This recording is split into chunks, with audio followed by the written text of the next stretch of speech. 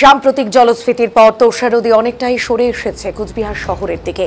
এ কারণে আগামী ছট পূজার ঘাট নির্মাণ সহ অস্থায়ী বাঁশের সাঁকো নির্মাণ নিয়ে চিন্তার ভাঁজ কোচবিহার পৌরসভার পৌর প্রধান রবীন্দ্রনাথ ঘোষের কপালে।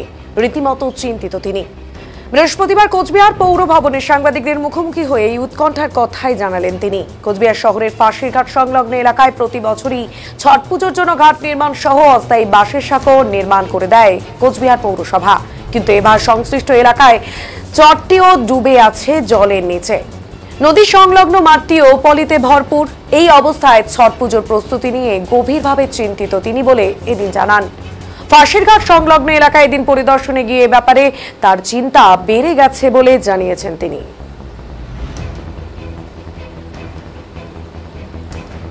প্রত্যেক বছরই ছট পূজা আয়োজন করে কুচবিহার পৌরসভা, কুচবিহার পৌরসভা এলাকার ভক্তবৃন্দের জন্য।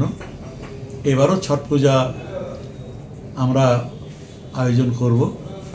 আজকে সকালবেলাও তোষার যে ফাঁসির ঘাট, যে ঘাটে প্রত্যেক বছরই ছট পূজার আয়োজন করা হয়ে থাকে, সেখানে দেখতে গিয়েছিলাম, কিন্তু একটা ভয়াবহ অবস্থা।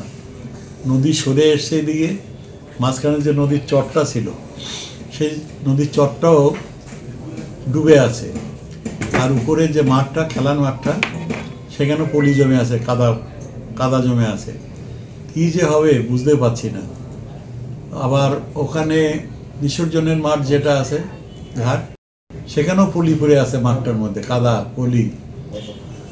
এখন আছে কয়েকদিন, 28 তারিখে হবে ছট পূজা। যদি বৃষ্টি টিষ্টি না হয় তাহলে বোঝা যাবে যে কী করা যাবে, কী হতে পারে। আর বাকি যে দুটো ঘাট, সে দুটো ঘাট ঠিক আছে।